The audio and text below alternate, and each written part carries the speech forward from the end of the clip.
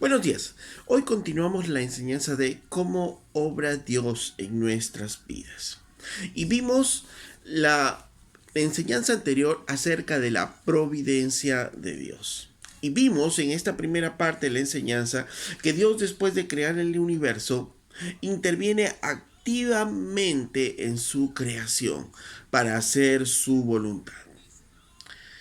Habíamos visto que aún Dios usaba las cosas inanimadas, intervenía en sustentar todo el universo, aún los climas, los animales, y cuando se trata de nosotros, intervenía usando inclusive nuestros talentos y las cosas insignificantes que para por nosotros pueden ser, pero Dios usaba todo ello finalmente para hacer su voluntad. Y esto se llama providencia. Nosotros los vemos, muchas veces no vemos cómo Dios está actuando, pero Dios está actuando en nuestras vidas. Y quiero tomar dos ejemplos de muchos de los que hay en la Biblia justamente para ilustrar lo que es la providencia. La nación de Judá en el tiempo pasado había llegado al colmo de su pecado y Dios había decretado que iba a castigar a su pueblo y luego de eso bendecirlo nuevamente. Ok, entonces Dios lo iba a hacer. Ya estaba planeado por Dios y Dios lo iba a hacer. Entonces, ¿cómo es que va a ejercer la disciplina Dios sobre Judá? Quiero que vayamos a Habacuc capítulo 1, verso 2, y dice, el profeta al ver la situación de Judá decía, ¿hasta cuándo debo pedir ayuda, oh Señor? Pero tú no escuchas, hay violencia por todas partes, pero tú no vienes a salvar. Entonces este era el pedido de Habacuc. Habacuc le decía, Señor, hay tanta violencia en la tierra, hay tanta violencia en Judá, hay tanto pecado, pero tú no, pareciera que no oyes, solo está pasando todo esto y pareciera que tú no intervienes. En el verso 6 el Señor le responde y le dice, estoy levantando a los babilonios, un pueblo cruel y violento, marcharán por todo el mundo y conquistarán otras tierras. En el verso 12 dice, entendiendo a Habacuc lo que iba a hacer el Señor, le dice, oh Señor mi Dios, santo mío, tú que eres eterno, no puede ser que estés planeando acabar con nosotros. Oh Señor, nuestra roca, tú has enviado a los babilonios para corregirnos y castigarnos por nuestros pecados. Dios había decretado que iba a castigar a Judá por el pecado que tenía. Y para ello iba a usar, le dice a Habacuc, un pueblo pagano, los babilonios. E iba a levantar a los babilonios como un pueblo fuerte, a través del cual iba a castigar justamente el pecado de Judá. En Jeremías 27:8 dice, así que ustedes deberán someterse al rey de Babilonia y servirle. Pongan sus cuellos bajo el yugo de Babilonia. Castigaré a toda nación que rehúsa ser su esclava, dice el Señor. Enviaré guerra, hambre y enfermedad sobre esta nación hasta que Babilonia la conquiste. Miren, Dios había determinado castigar a Judá. Para ello tenía que levantar dentro de sus planes un pueblo. Este pueblo, los babilonios. E iba a usar a los babilonios, pero para llegar a Judá tenía que conquistar muchos pueblos y hacerse poderoso. Y dice que el pueblo o la nación que se resista a los babilonios, Dios iba a levantar guerras entre ellos internas, hambre y aún enfermedad en esos pueblos para que se rindan ante los babilonios. Entonces Dios iba a usar ¿qué? Dios va a usar a otros pueblos paganos. Dios iba a usar inclusive enfermedades, iba a usar el hambre para someterlos a los babilonios. Este fue el plan de Dios y Dios usó todas esas circunstancias para poder disciplinar a su pueblo. En Jeremías 29:10 dice, Jeremías les dice, porque así ha dicho Jehová, cuando en Babilonia se cumplan los 70 años, yo os visitaré y despertaré sobre vosotros mi buena palabra para haceros volver a este lugar. Porque yo sé los pensamientos que tengo acerca de vosotros, dice Jehová, pensamientos de paz y no de mal, para daros el fin que esperáis. Entonces me invocaréis y vendréis y oraréis a mí, y os oiré, y me buscaréis y me hallaréis, porque me buscaréis de todo vuestro corazón. Entonces, Dios va a usar a los babilonios, pero les dice, en el verso 10, le dice a Jeremías que después de 70 años que estén ellos bajo el yugo de los babilonios, vendrá Dios y les dará libertad. ¿Y qué pasará después de estos 70 años? Dice que ellos invocarán a Dios y orarán y le buscarán de todo su corazón. ¿Qué habrá hecho en estos 70 años? Purificar el corazón de Judá. Esa era la intención. Por eso les dice, yo sé los pensamientos que tengo. Son pensamientos de paz y no de mal. No les voy a dar el fin que ustedes esperan. No los voy a destruir, no. Van a estar disciplinados esos 70 años, pero yo les voy a liberar. Ok, ahora, ¿qué va a usar el Señor para liberar al pueblo de Israel? Pasaron muchos años, pasaron casi ya esos 70 años, y Daniel capítulo 5, verso 30 dice, la misma noche fue muerto Belsasar, rey de los caldeos, y Darío de Media tomó el reino siendo de 62 años. ¿Qué es lo que pasó aquí? Que el tiempo de Babilonia había cesado. Ahora Dios hace surgir otro imperio. Dios hace surgir a los medo-persas con Darío a la cabeza. ¿Para qué? Para conquistar a los babilonios y hacer realidad la promesa que había dado a Israel.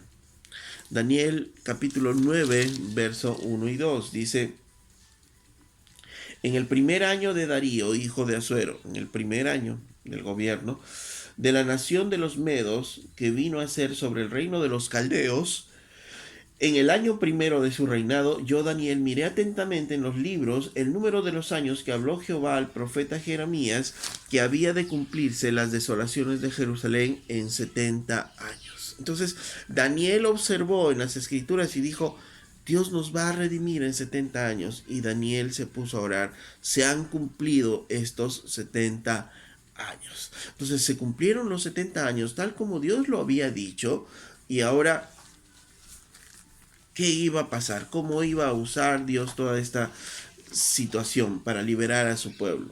En Esdras capítulo 1, verso 1, dice, en el primer año del rey de Persia, ¿se acuerdan que dice el primer año? En el primer año del gobierno de los medos, Daniel leyó en el libro del profeta Jeremías que eran 70 años los que iban a estar ellos en Babilonia. Y en el primer año de Ciro, rey de Persia, para que se cumpliese la palabra de Jehová por boca de Jeremías, despertó Jehová el espíritu de Ciro, rey de Persia, el cual hizo pregonar de palabra y también por escrito por todo su reino, diciendo, así ha dicho Ciro, rey de Persia, Jehová, el Dios de los cielos, me ha dado todos los reinos de la tierra, y me ha mandado que le edifique casa en Jerusalén, que está en Judá. Quien haya entre vosotros su pueblo, sea Dios con él, y suba a Jerusalén, que está en Judá, y edifique la casa a Jehová, Dios de Israel. Él es Dios, la cual está en Jerusalén. Miren qué hizo. Utilizó a Ciro. ¿Para qué? Despertó, dice en Ciro, esa inquietud. Y finalmente Ciro envió a los israelitas a construir el templo en Jerusalén. En el verso 5 dice, entonces se levantaron los jefes de las casas paternas de Judá y de Benjamín y los sacerdotes y levitas, todos aquellos cuyo espíritu despertó Dios para subir a edificar la casa de Jehová, la cual está en Jerusalén. Aún Dios dice, despertó el espíritu en ellos, en estos israelitas que estaban aquí y ahora en el dominio de los medo-persas, para ir hacia Jerusalén a levantar el templo. Dios usó aún ejércitos paganos, utilizó el tiempo, las circunstancias para que se dé cada una de estas situaciones. Definitivamente, solo Dios providencialmente pudo armar cada situación que ocurrió en todo este lapso de tiempo para que ocurriese lo que Él ya había decretado. Entonces Dios va a usar todo finalmente para obrar su voluntad. Otro ejemplo, que es muy conocido. Dios decretó que enviaría un Salvador al mundo. Un Salvador que venza a Satanás. En Génesis 3:15. Porque desde ahí está la promesa. Si recuerdan ustedes, en Génesis 3:15 dice: y pondré enemistad entre ti y la mujer, le dijo a la serpiente, y entre tu simiente y la simiente suya. Esta te herirá en la cabeza y tú le herirás en el calcañar, le dice. Saldrá alguien de la simiente de la mujer, de Eva, que te herirá en la cabeza, le dijo el Señor, aunque tú le herirás en el calcañar. Entonces, desde ahí, desde el Génesis mismo, Dios hace la promesa de un Salvador. Sería interminable la lista de situaciones y eventos que hacen configurar al Mesías en todo el Antiguo Testamento. Pero nos encontramos ahora en Hechos, capítulo 4, verso 24. Dice: y estos hicieron una oración, los hermanos en este tiempo, y dice: y ellos, habiéndolo oído, alzaron unánimes la voz a Dios y dijeron: soberano Señor, tú eres el Dios que hiciste el cielo y la tierra y el mar y todo lo que en ellos hay, y que por boca de David tu siervo. Estamos en el tiempo de Hechos, y ellos reconocieron que Dios había hablado a través de David y dijeron: ¿por qué se amontonan las gentes y los pueblos piensan cosas vanas? Se reunieron los reyes de la tierra y los príncipes se juntaron en uno contra el Señor y contra su Cristo. Esta porción de las Escrituras ellos entendieron que se había cumplido y dijeron: porque verdaderamente se unieron en esta ciudad contra tu santo Hijo Jesús, a quien ungiste, Herodes y Poncio Pilato, con los gentiles y el pueblo de Israel, para hacer cuanto tu mano y tu consejo habían antes determinado que sucediera. Entonces, para que ocurran todos los eventos que ocurrieron en la cruz, ellos dicen: verdaderamente se unieron en esta ciudad contra tu santo Hijo, Herodes. Para que haya un Herodes, tuvo que Dios levantar ciertas circunstancias para que un Herodes esté ahí. Estuvo Poncio Pilato, circunstancias particulares también para que este hombre romano esté ahí. Dice: los gentiles, el pueblo romano y las crueldades del pueblo romano que se tuvieron que levantar en ese tiempo. ¿Para qué?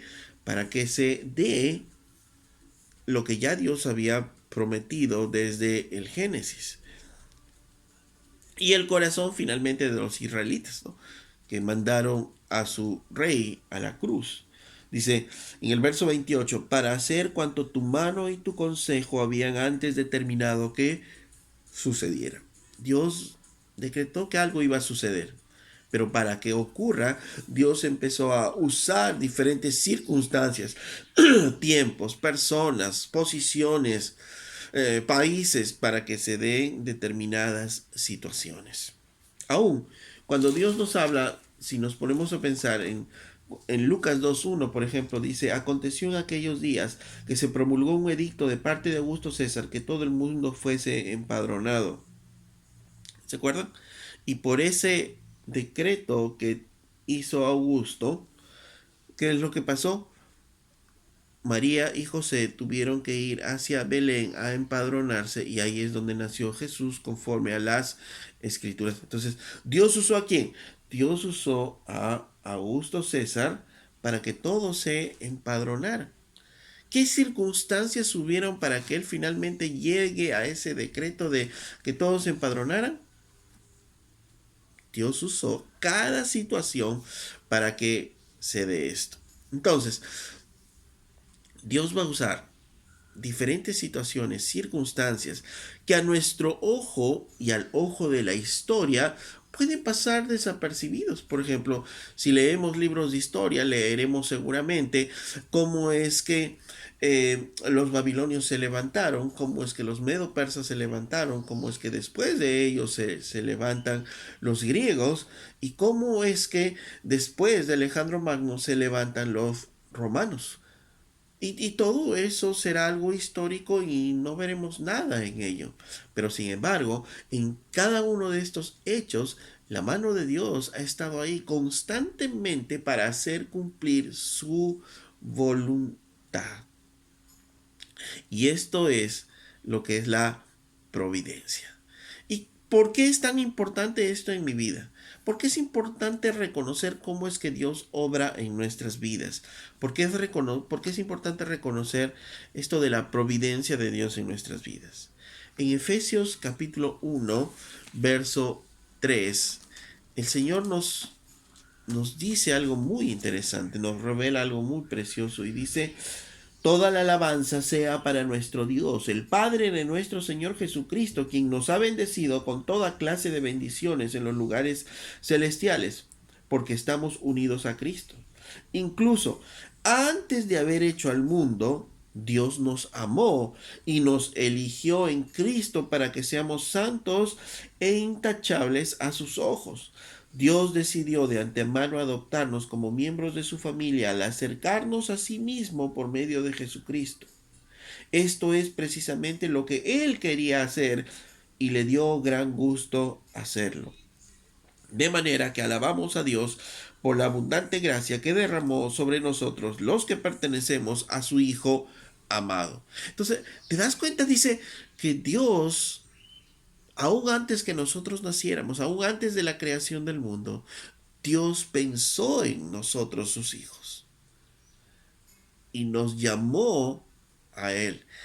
Y a través de Cristo Jesús, hoy podemos nosotros decir que somos sus hijos. Quiere decir que todos los acontecimientos que tuvieron que pasar para que yo llegue a los pies de Cristo fueron finalmente usados por Dios para que yo llegue a los pies de Cristo.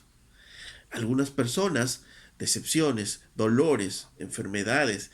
En otras personas, eh, a un amigo, a alguien que escucharon, pero Dios usó cada una de las circunstancias, aún los climas, los eventos que aún nos parecen a nosotros tan insignificantes. Dios usó cada uno de ellos para que finalmente llegáramos a sus pies, porque Dios ya lo había determinado así, aún antes de la fundación del mundo. ¡Qué precioso!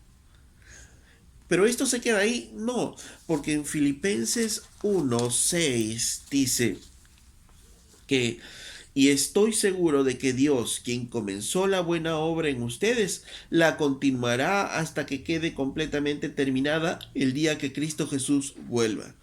La obra que comenzó Dios en nosotros, dice que la continuará hasta que quede completamente terminada el día que Cristo venga. Entonces, Dios va a seguir obrando y trabajando en nuestras vidas. Desde que nosotros le dijimos sí a Jesucristo, Dios está trabajando en nuestras vidas porque la obra que empezó Él la va a continuar. ¿Y cuál es el fin? Asemejarnos a su Hijo Jesucristo. Y entonces va a usar Dios cada circunstancia, va a usar el Señor cada situación en nuestras vidas para ello, porque esa es la voluntad de Dios y eso es lo que Dios lo va a hacer.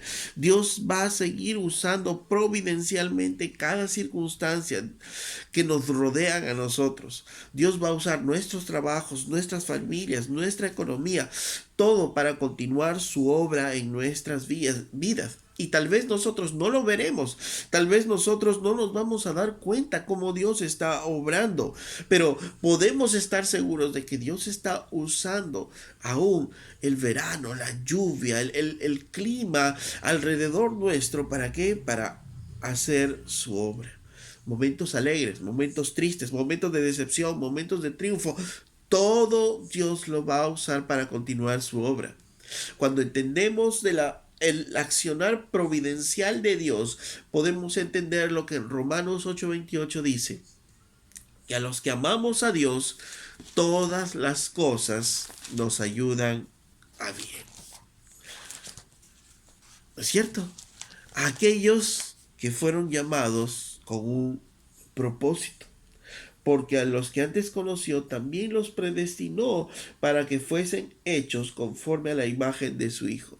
Entonces dice aquí en Romanos que a los que amamos a Dios, todas las cosas nos ayudan a bien, porque providencialmente Dios está obrando a través de todas las circunstancias. ¿Para qué? Para formar, para conformarnos a la imagen de su Hijo Jesucristo. Mis hermanos, no estamos solos, mis hermanos, no estamos a la deriva. Dios está obrando diariamente en nosotros. Dios está actuando en cada circunstancia de nuestra vida. Dios no nos ha abandonado, Dios no nos ha dejado. Él nos sustenta, en Él vivimos, en Él somos, en Él nos movemos. Y Dios dice que si comenzó la obra en nosotros, Él la va a terminar. Qué bien y qué gusto saber que es Dios quien va a seguir obrando en nuestras vidas. Y es Dios quien va a transformar nuestras vidas. Podemos descansar en Él, podemos confiar en Él, porque Él sigue obrando en nuestras vidas. No nos perdamos la tercera parte de esta enseñanza acerca de cómo actúa el Señor en nuestras vidas. Hasta la próxima.